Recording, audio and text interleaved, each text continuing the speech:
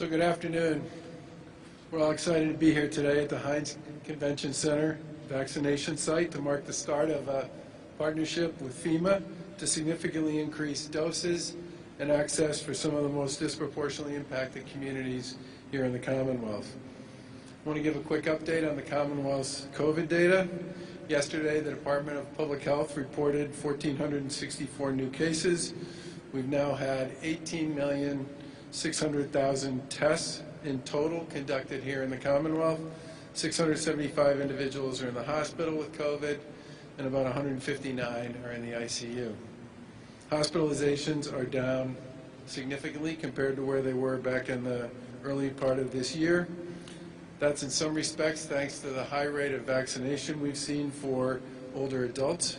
There's always been a direct connection between age and how likely someone is to suffer serious health effects from COVID. But over the course of the last week, Massachusetts has seen more infections than in previous weeks, and the largest growth in recent cases has been among young people under the age of 30. This time of year, we're seeing most of our cases. This time last year, we were seeing most of our cases in older adults. I think it's fair to say that no one can let their guard down with respect to this virus. It's still far too early to declare victory, and we have more progress to be made, especially with respect to vaccinations, which is why places like this are so important. Now, 80% of our residents over the age of 75 have received the first dose, which exceeds the national average of about 73%, and that helps drive down hospitalizations and cases for this particularly vulnerable group. With respect to vaccines, over 1.3 million individuals in Massachusetts are fully vaccinated at this point, and another 2.2 million people have received their first dose, and that includes the folks that got a single dose of J&J. We continue to lead the nation in administering vaccines to our residents. We are the leading state in both first doses and total doses administered among our peer states. That would be those 24 states that have more than 5 million people. And we're in the top 10 states overall for first and second total doses administered. There are over 200 public vaccination sites available in Massachusetts, and we've continued to ramp up our capacity to be able to handle additional doses from the federal government when supply increases. This week, the Commonwealth received 382,000 total doses from the federal government. That included about 215,000 doses of Pfizer, first and second doses, and 137,000 doses of Moderna, first and second doses. Those numbers also include a one-time shipment of about 30,000 vaccines for J&J for providers, and about 10,000 J&J vaccines have been set aside for the homebound vaccination program we announced last week. An additional 252,000 doses are being sent to community health centers, pharmacies, and the Community Vaccination Center program by the federal government. This week, doses from the state allocation are being distributed in the following manner. Mass vaccination sites are receiving 106,000 doses. Health systems and healthcare providers are receiving 133,000 doses. Regional collaboratives and local boards of health are receiving about 85,000 doses. Mobile clinics that support long-term care facilities, congregate care, affordable and low-income senior housing, and homebound individuals are receiving about 15,000 doses. Pharmacies, as I said before, are receiving about 152,000 doses through the federal retail pharmacy program, and an additional 13,000 doses through the state allocation. And between state and federal allocations, our community health centers are receiving about 87,000 doses. And this week, we will also see a significant increase in doses to ramp up at this mass vaccination site here at Hynes Veterans Convention Center. The Community Vaccination Program, which is a program behind the mass vaccination site, is receiving 42,000 doses directly from the federal government. We'll take every one we can get, right? We're grateful for the support of the Biden-Harris administration and FEMA in designating Boston for a pilot site, and for the strong advocacy of the Massachusetts congressional delegation supporting our application. I want to thank especially Senator Markey and Congressman Lynch for being with us today.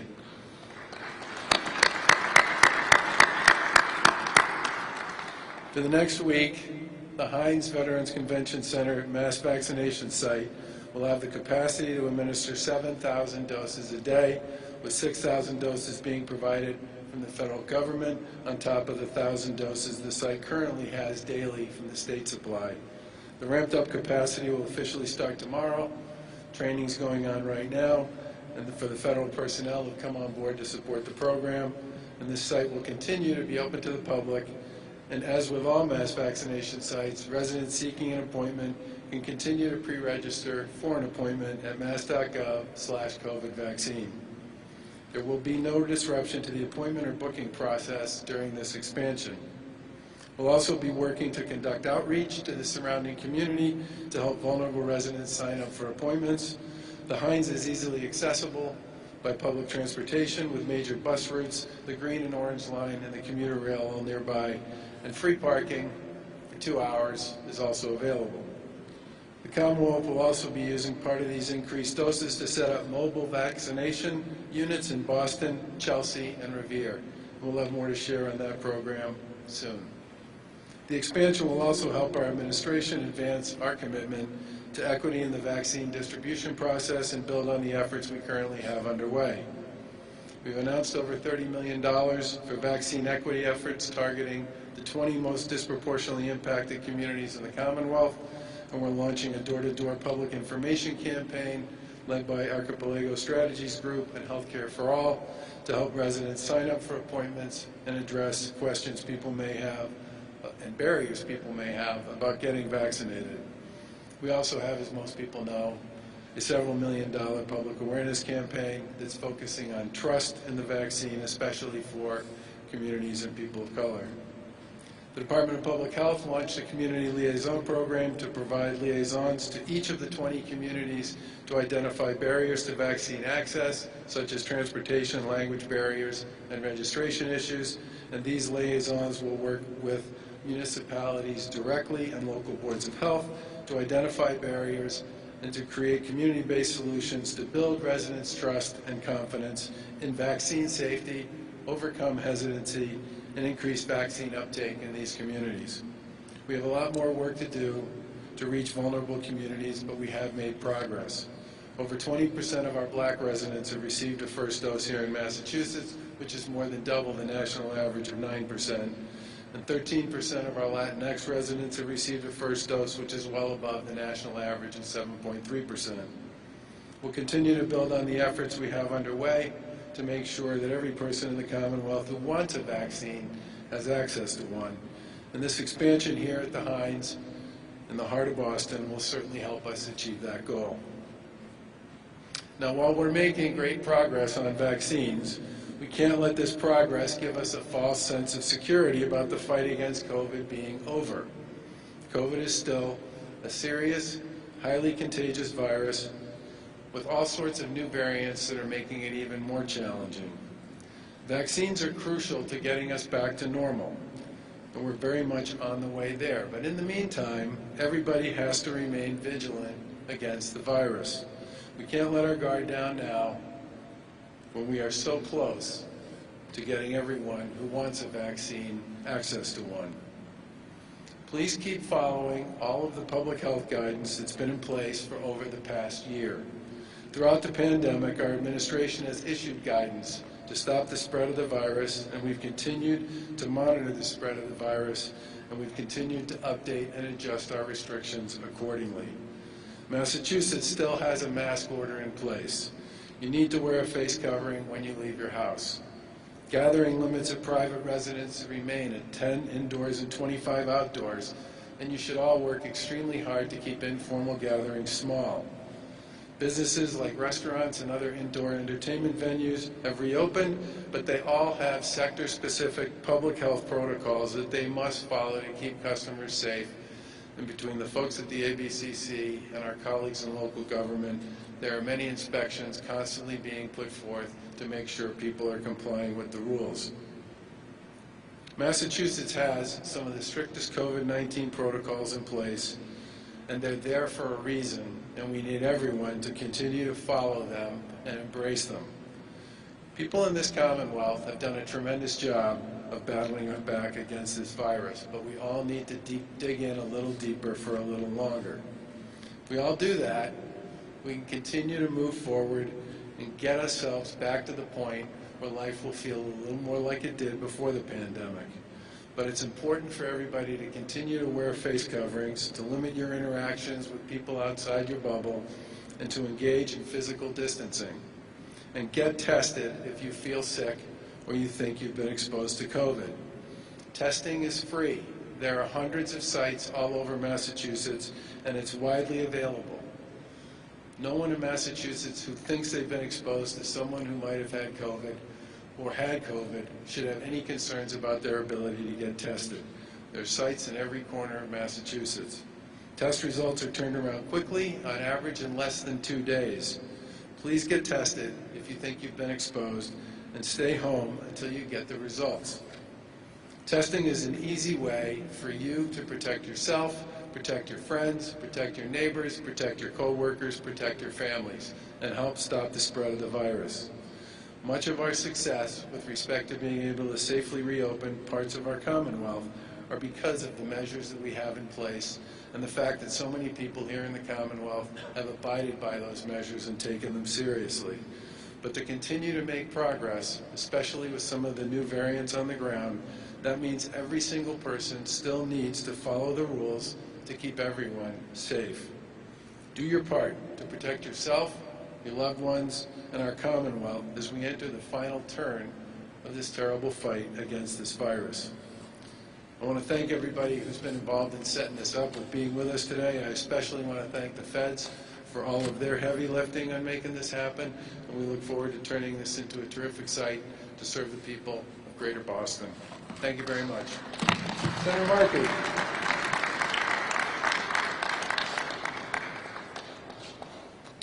Thank you, Governor, so much, and thank you to everyone who has joined us here today. It's my privilege to be here with Governor Baker, with Lieutenant Governor Karyn Polito, Secretary Mary Lou Sutters, my great colleague in the Congress, Steve Lynch, to Bob Fenton, who is the acting director, administrator at FEMA, to Dr. Rochelle Walensky, CDC director. Louis Pasteur famously said that chance favors the prepared mind. Well, Dr. Walensky's mind was prepared at Mass General, and she has taken that to Washington. And we have already seen the tremendous impact she's had in ensuring that a public health message is delivered to the people of our country to telescope the time frame to solve this problem, so that children will have to look to the history books to find that we ever did have such a pandemic. And we thank you, Dr. Walensky. We're very proud of you for all of the work which you have done, coming from Boston, coming from Mass General. Samantha Phillips, the MEMA Director, Paul Ford, EPA Region 1 Administrator, David Gibbons, Executive Director of the Mass Convention Authority, and Atul Gawande, co-founder of CIC Health. Thank you, Doctor, for all of your pioneering work. We thank everyone for being here. Today is an historic day for the Hynes Convention Center, for the City of Boston, and for the people of Massachusetts. Today we join together to celebrate the first day of operations of FEMA's pilot community vaccination center. And today we set in motion an accelerated pathway to recovery from the coronavirus pandemic.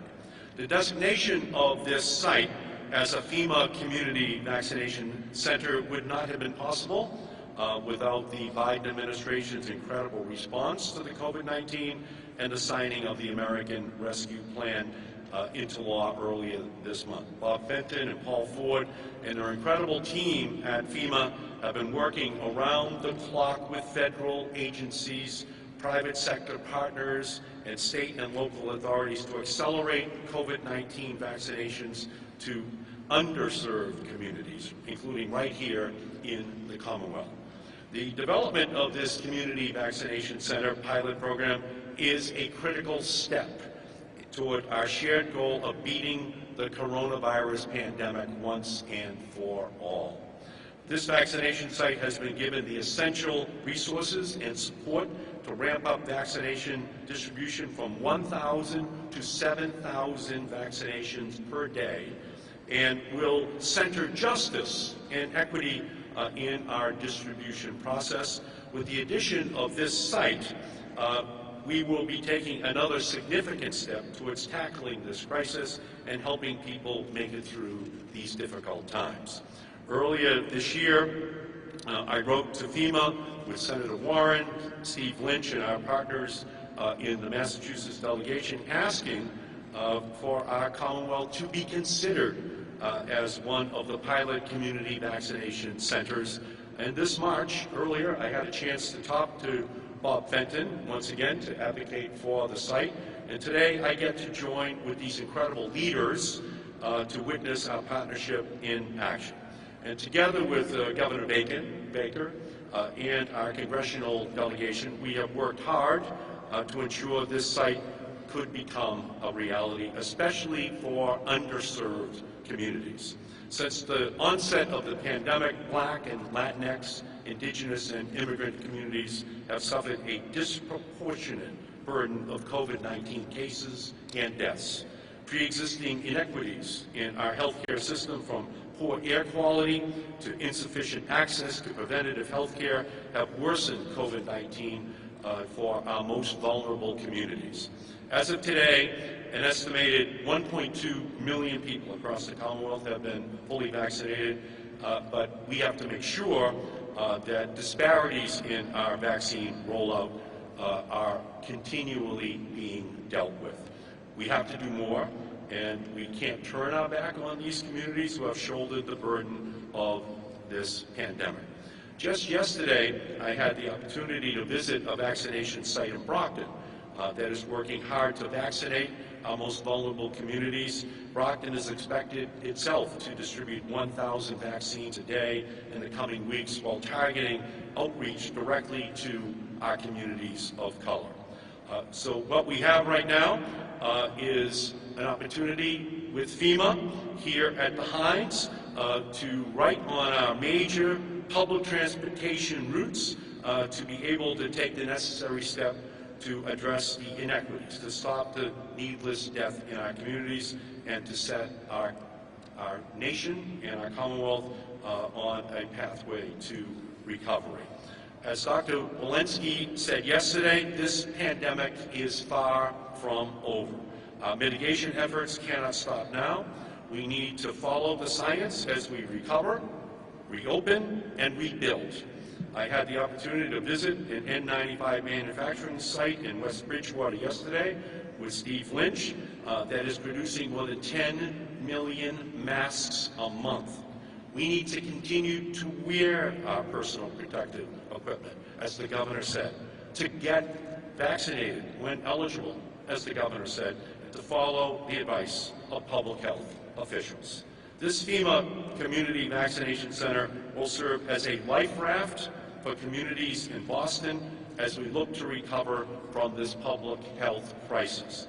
Here at the Hynes Center, we are not only putting shots in people's arms, but we are giving people a shot at a more just, more healthy, and more hopeful future for themselves and for their families. I remain committed to our work to ensure that communities that have been hardest hit by COVID-19 have the resources, the education, and the funding necessary to continue to combat this deadly pandemic. And now let me turn and recognize our great congressman from the city of Boston, Steve Lynch.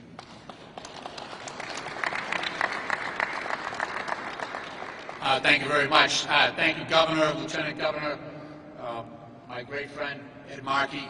Thanks for your great work. To the team behind me, thanks for everything you have done. And Director Walensky, we are so proud of your service, and I just want to say welcome home. Thank you for all your great work. I do want to recognize some others that are here doing phenomenal work. We have 216 sailors who came up, men and women in uniform, came up from Virginia, are helping us at this facility. So thank you very much for your wonderful work. And they are ably assisted by members of the Massachusetts National Guard, the Yankee Division, at the direction of General Keith and also Governor Baker. So we want to thank them as well.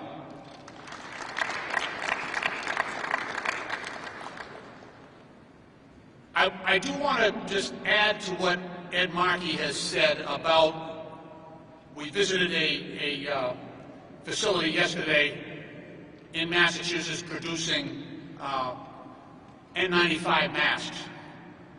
One of the problems that we have right now in this effort is that while we have sent out $10 billion in the federal, and I want to give great credit to my colleagues in the Massachusetts delegation, Senator Warren in the Senate, but also all of our members. Richie Neal was a central architect of the American Rescue Plan Act. Catherine Clark, Jim McGovern, Congresswoman Ayanna Pressley, Congresswoman Laurie Trahan, Jake Auchincloss, and also Bill Keating and Seth Moulton. It was a team effort, and we've worked with our partners here, and I want to make one thing perfectly clear. It has been a partnership with the governor, with the lieutenant governor, with Secretary Sutters in trying to meet the crisis, not only widely across the state, but also where we've been hit the hardest in our nursing homes. And it's been the work of the National Guard coming in and helping us to distribute first of all, do the testing, tracking, and tracing, but also administering vaccines to those most in need. So we are extremely grateful for them. But one of the problems that remains here, and that is not being fixed necessarily right now, is that the suppliers of PPE, so we've given $10 billion in the American Rescue Plan Act to buy PPE, to buy the N95 masks, the gowns, the gloves, and all of that. The problem is that those companies that are providing that are still sourcing them from China. So even though some companies may be assembling the product, the mask, they may be putting the elastics on here in the United States, and they call them assembled in the United States, but sourced overseas, that doesn't eliminate the vulnerability that we have, because we're still reliant on China for providing the materials necessary to protect our citizens. So we're calling upon the medical community, our wonderful, wonderful hospitals here. We've provided $130 billion to our schools to buy their own PPE and protect the students and teachers and to renovate their classrooms. We're asking all of those who were given money to purchase PPE to buy them in the United States. Support that market that we're trying to create here in the United States. We have Shawmut Advanced Materials down in West Bridgewater, in my district, but in Massachusetts. We have companies all over the United States that are trying to provide the product for the protection of United States citizens. That can't happen if we continue to buy product from China. Okay? So we have to get our act together. We have some legislation pending in Washington that would correct the situation. But right now, there's a lot of money out there that's been given to the discretion of states, cities, towns, tribal governments, schools, transportation systems, the MBTA. And we need them to voluntarily use that purchasing power to establish that domestically sourced and domestically produced system of PPE for the people of the United States. This is a gap in our national security that we can address ourselves, rather than offshoring that capability to countries that are hacking our federal government, hacking our domestic companies, and who are not acting in a friendly and supportive way of our future or in the safety and protection of our citizens. So I am very grateful. I want to thank Bob Fenton. I want to thank FEMA for their selection of Boston. I want to thank again the governor and his staff and all of the healthcare entities in Massachusetts. I don't want to forget, I mean, we have wonderful hospitals, but the community health centers have stepped up in a big way. We provided $7.8 billion for community health centers across the country, and there are none better than the community health centers here in Massachusetts. They've done a great job. So it's been a real partnership. We got a lot of work to do, right? We got to keep wearing our masks. We got to be thoughtful of our neighbors. We got to make sure we listen to the governor and to Secretary Sutters and Director Walensky and Dr. Fauci. We got to do the right thing here to protect our own and especially our most vulnerable communities of color that have been most drastically hit by this pandemic. So God bless you all. Thank you all for coming, and stay safe, and we'll get through this together. Thank you.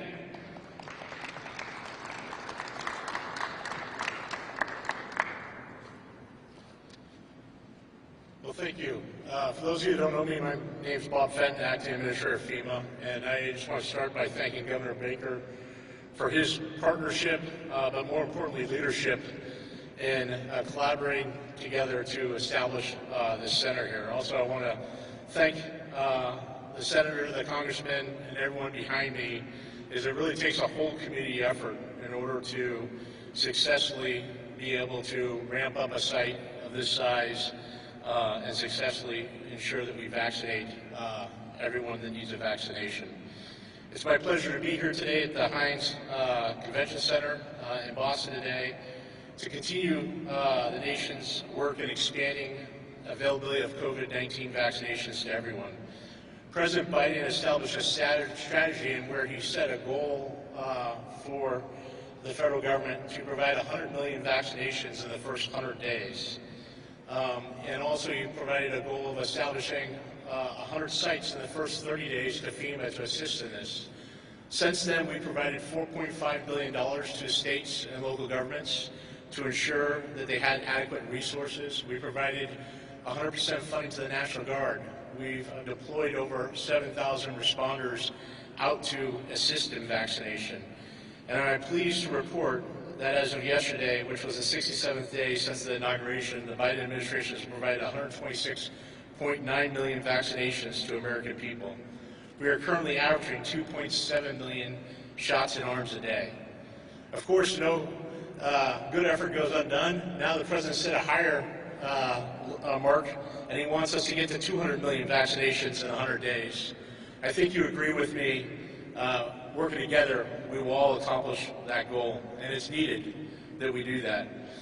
And totally, in the 21 sites we set up like this, we vaccinated nearly 1.7 million people at those sites across the country. The goal of establishing these joint federal pilot centers is to expand access to vaccinations that focuses on communities with a higher risk of COVID-19 exposure and infection, specifically in the areas of Boston, Chelsea, and Revere. The additional 6,000 vaccines a day provided to the center for the next 8 weeks are made possible through increases in production and availability. The current plan is for providing 6 weeks of Pfizer vaccination, followed by 2 weeks of Johnson & Johnson vaccination for the last 2 weeks. FEMA is committed to ensuring that the impartial and equitable delivery of its programs and services supporting vaccination efforts. The decision to locate the Federal Pilot Center in the Suffolk County, Boston area was driven by data based on the social vulnerability and populations here in the Boston area. We know these pilots have proved through this administration to support racial and ethnic minorities by increasing the outreach through these 21 sites by double digits over the national marks. We're seeing that in supporting racial and ethnic minorities, a national average of about 45%, And according to recent data from the 21 sites we're supporting, almost 60% are racial and ethnic minorities at sites like these. FEMA is working to help drive equitable distribution in states where we set up these sites. We do this through that whole community effort by working with state and local government, by reaching out to faith-based organizations, community-based organizations, private sector, the health organizations, to make sure that we are able to meet those requirements. The center that we're in today is also situated in a high-frequency transit area and provides great mass transit and access to over 1.9 million people in the Commonwealth. This increased capacity of this center is only possible through the work of the whole community.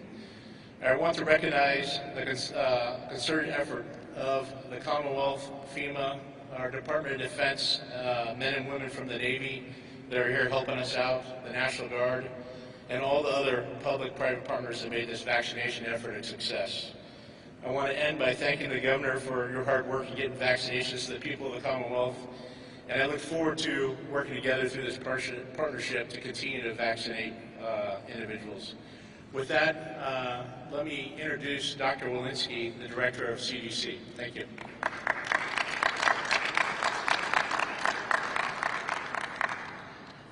Thank you, Administrator Fenton. Thank you, Senator Markey, Congressman Lynch, and Governor Baker. I'm just delighted to be here with you today. We have so much reason for hope. We have 95 million Americans vaccinated with one dose of vaccine and 53 million Americans who are fully vaccinated, 15%. As you just heard from the Administrator, we are vaccinating at 2.7 million people a day. And here in Massachusetts, 3.5 million people have received one dose, and 1 in 5 people, 20%, are fully vaccinated.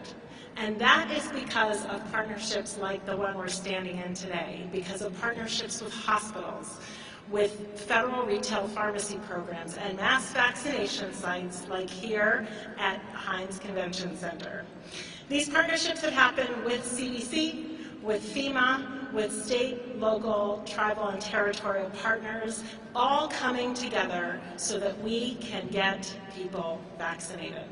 And we need partnerships in the private sector, in the public sector, in communities, in faith-based organizations, so that we can meet people where they are, so that everyone can be a role model.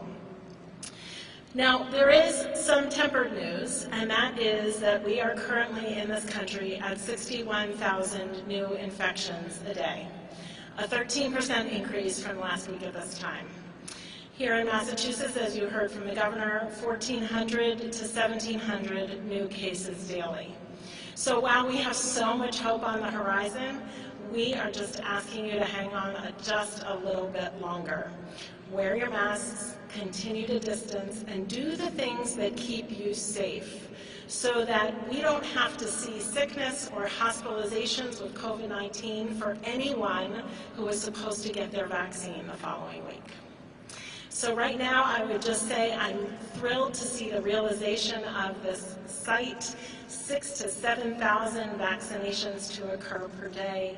I'm thrilled about the partnership. I'm asking you, when it's your turn, please roll up your sleeve and then send the message to your networks, to your community to do the same.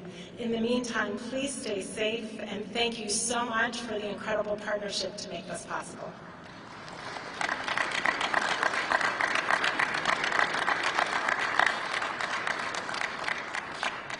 Questions?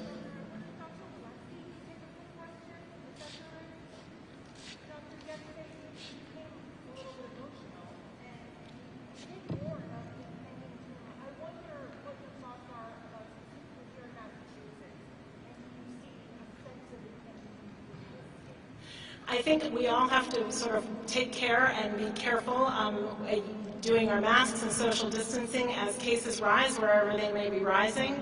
And here I would say we are all doing our part. We're masking, distancing, and rolling up their sleeves as soon as vaccines are available.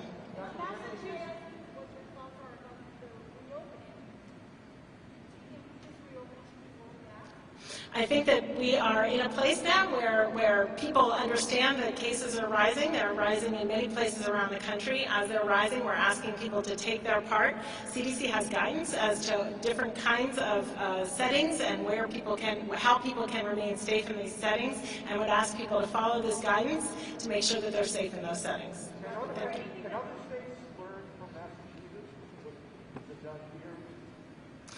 I spoke to the governors this morning, and I encouraged all governors to include a mask mandate in their states. And to the extent that states were not having a mask mandate, as we do have in Massachusetts, I would ask citizens to mask regardless of the mandate. Is there anything you think Massachusetts could do or should have done differently over the course of the year?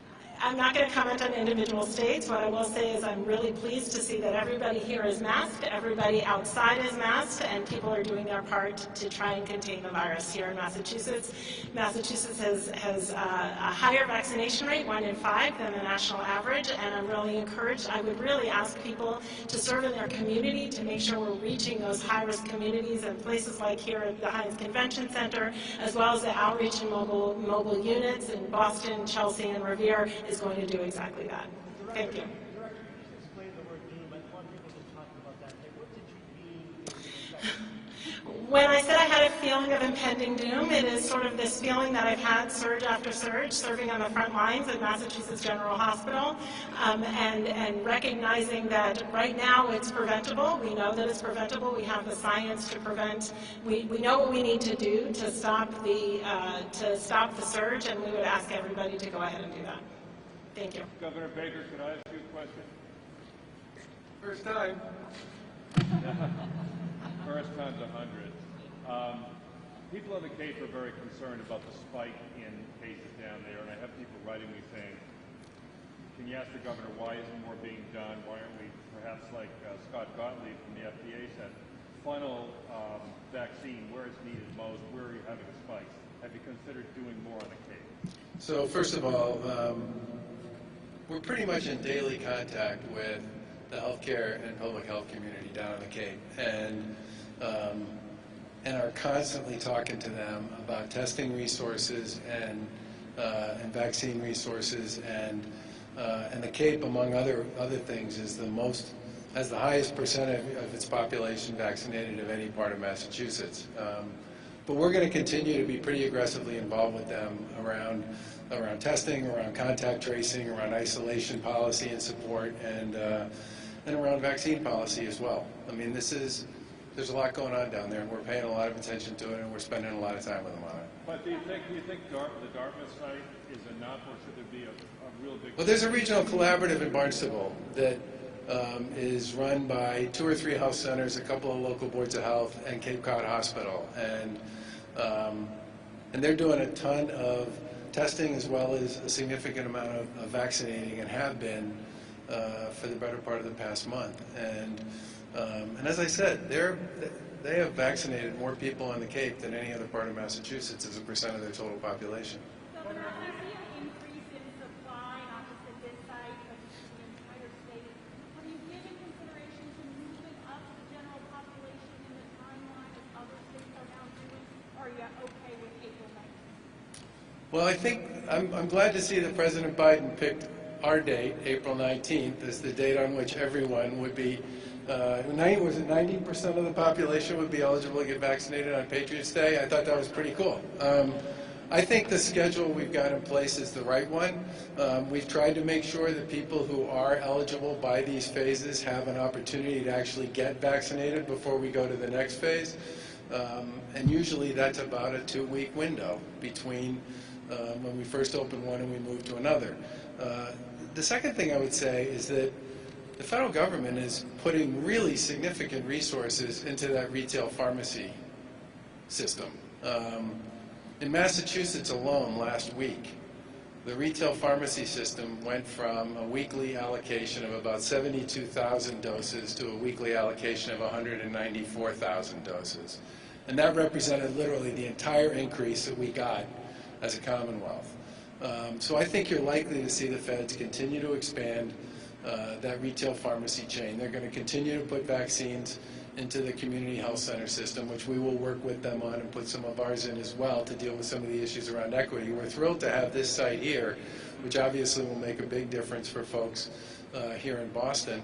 And to the extent that additional vaccines on an incremental basis become available, we'll make sure we put them to use right away. I mean, we have the Commonwealth state system, not counting the retail pharmacies, is currently vaccinating at about a 94% administration rate. The doses we get end up in somebody's arm in a really short period of time.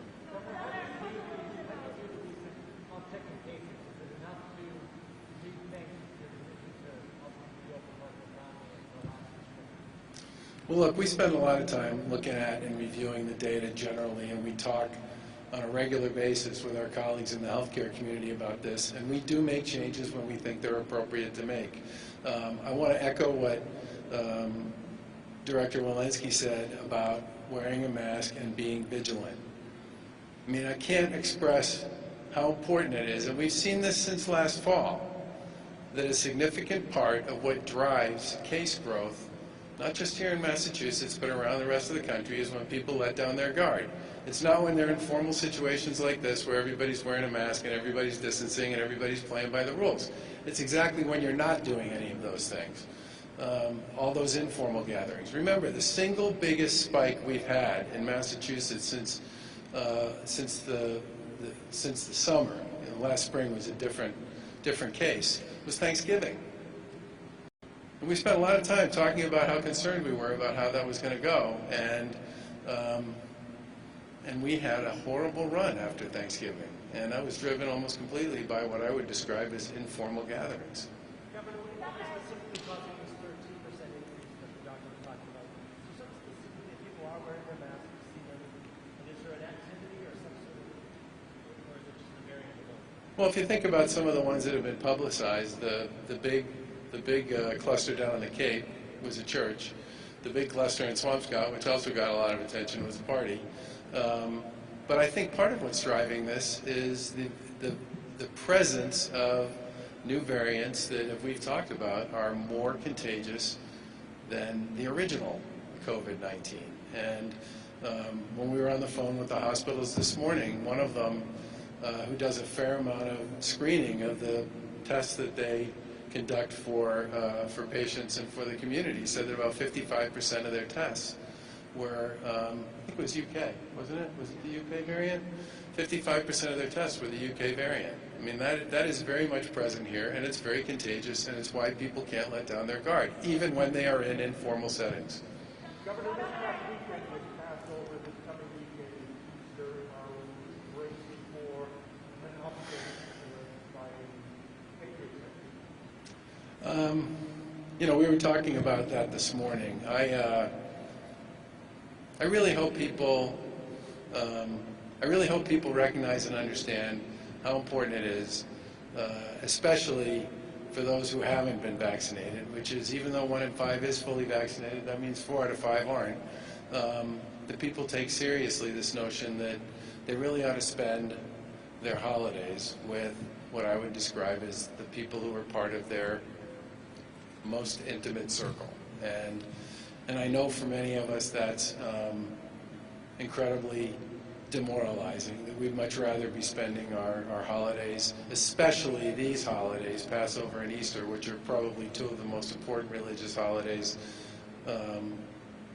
for us all, with extended family. And all I can say is that people need to be really careful about this, recognize that these variants are very contagious, and factor that into how they make decisions. But we'll know the answer to your question, Steve, about 10 days after the holiday, because that's exactly what happened after Thanksgiving.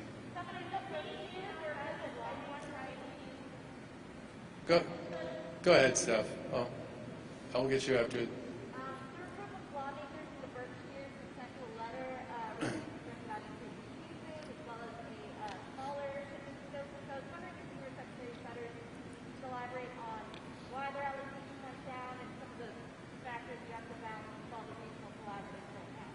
Well, first of all, Berkshire County is right behind Barnstable County in terms of who's ahead with regard to vaccinating the largest percentage of their population in Massachusetts.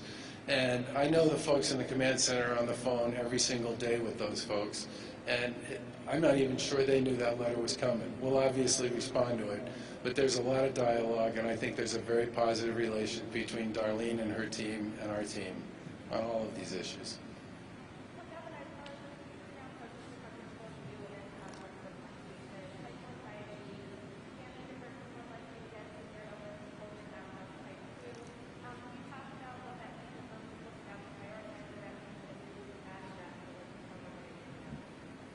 So we've tended to follow the CDC guidance pretty carefully on our phasing. The one exception we made to that was with asthma, and that was because of the overwhelming evidence associated with environmental justice issues around the fact that asthma is so much more prevalent in communities of color, driven in many cases by air quality and by years and years and years of people not really paying much attention to those issues. And I must say, one of the things I'm most proud of that we got out of that climate bill was a very strong series of protocols around incorporating environmental justice issues and air quality issues into decisions that get made with respect to siting and development and all the rest going forward. But do you want to speak to this one, type 1 and type 2 on the phasing list? Yeah. Thank you for that question. We just updated our list yesterday, and so I think that people are just getting accustomed to what's on this new list. It was revised from those where there was a lot of data versus those where there were less data but suspected, and so I imagine people are just getting settled as to those revisions to, in the week ahead. Administrator Fenton, could I ask you a question? I don't want to leave you out here. It's all right, I don't mind sitting back and watching. Could you tell us, is this a hard stop on 8 weeks here, or could this be extended? And what do you hope to learn in this pilot program that you could use on a national basis? I think what we've learned the most across the country on this is how to focus on the most socially vulnerable populations. That's been the focus of these 21 sites. And I think originally, our original thinking was proximity was important. In some cases, proximity was. In some cases, even though we were proximate in the same location as those with social vulnerable populations, there was vaccine hesitancy, and so then we looked at looking at mobiles and other ways to get out to those communities, building relationships with faith-based organizations, community-based organizations, the healthcare network in those areas. So that's probably the biggest lesson learned is how to do that. And I think if I said the averages nationally, and our average is about almost 15% higher, and that's from that hard work to reach those populations. That's something we continue to work on each and every site, and we'll work on that here as we get into it. And they're all unique and different. With regard to the 8 weeks, we set the 8 weeks as a pilot, knowing that supply continues to go up. And if you look at where we're at now, we're almost 100% more supply to states than January 20th. And it will increase in the time going forward. So we felt 8 weeks in heavy population areas with high social vulnerabilities is where we want to focus this pilot on. And then allow states, as allocations increase, to use that increase to go ahead and support additional requirements in those areas. So what we have done for the original 15 sites that we brought on is we extended the personnel, equipment, and supplies 4 additional weeks if they want to use the state's allocation, but there will be no additional federal allocation. Instead, that allocation will be split evenly across the states as supply increases, and they could use that at that site if that's what they want to do.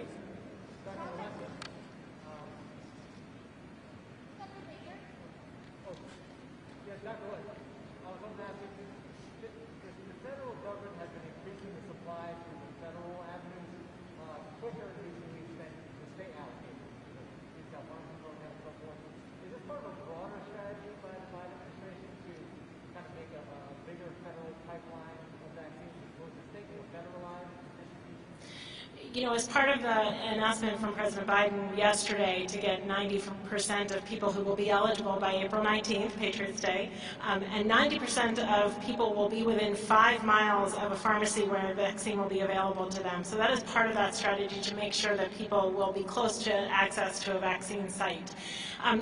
You know, what I will say is there's a lot of people at the table making the decisions about these allocations, working towards community health centers has been discussed, mass vaccination sites, federal retail pharmacy programs, and then to the states. So we're working all of the avenues to ensure that we can get vaccine, especially to vulnerable populations, people who have been hit hard from this pandemic. Doctor, do you continue to be confident that the 3 vaccines we have are effective with these variants that are popping up as they continue to pop up?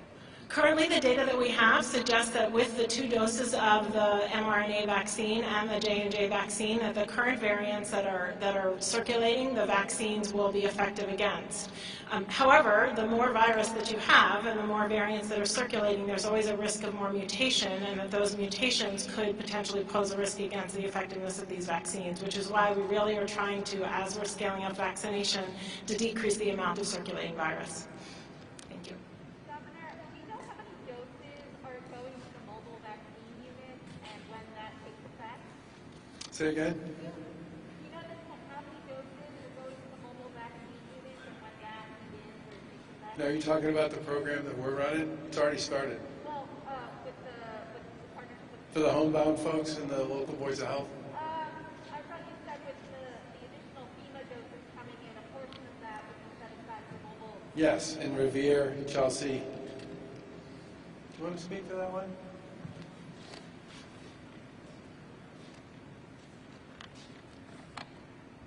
Good afternoon.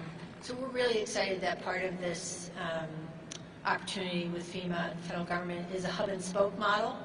And so probably starting next week, we will be rolling out mobile vaccines to Revere, Chelsea, Boston, as well as Fall River and New Bedford, because Bristol County can be part of the hub and spoke.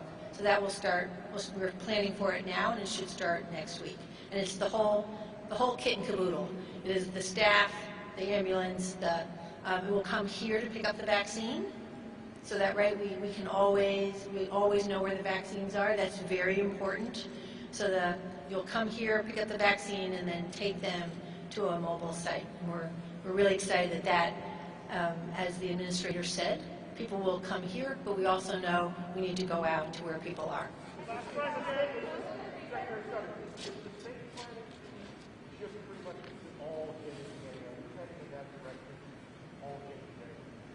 This is not the state's decision.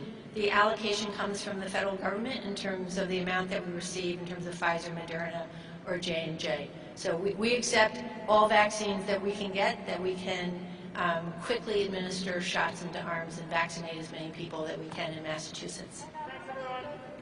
Secretary, did you say how many doses were going to the mobile? How many of those doses from this program are going? I'm going to hand it over to the administrator. Yeah, what we've done in all 21 sites is allow up to a third of the 6,000 doses to be used in mobiles. So we'll work with the state to figure out, as we develop sites, how much that goes out there. But a third, roughly, is what we've gone ahead and worked with other states on. We do the same here. Thanks, everyone. Governor, is this convention center still for sale?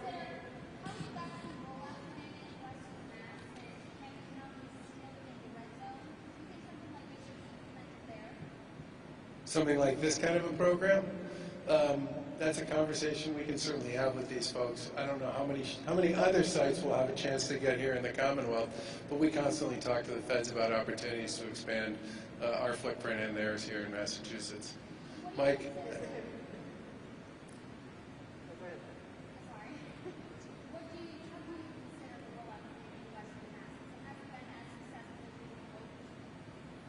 I think if you look at just across Massachusetts and you look at the percentage of the population that's been first dosed, there's only a couple of percentage points between and among every state, every county in Massachusetts, and in many cases the difference has as much to do with what percentage of their population in each county is over the age of 65, because that is the population that for the most part has been eligible the longest since this process got started.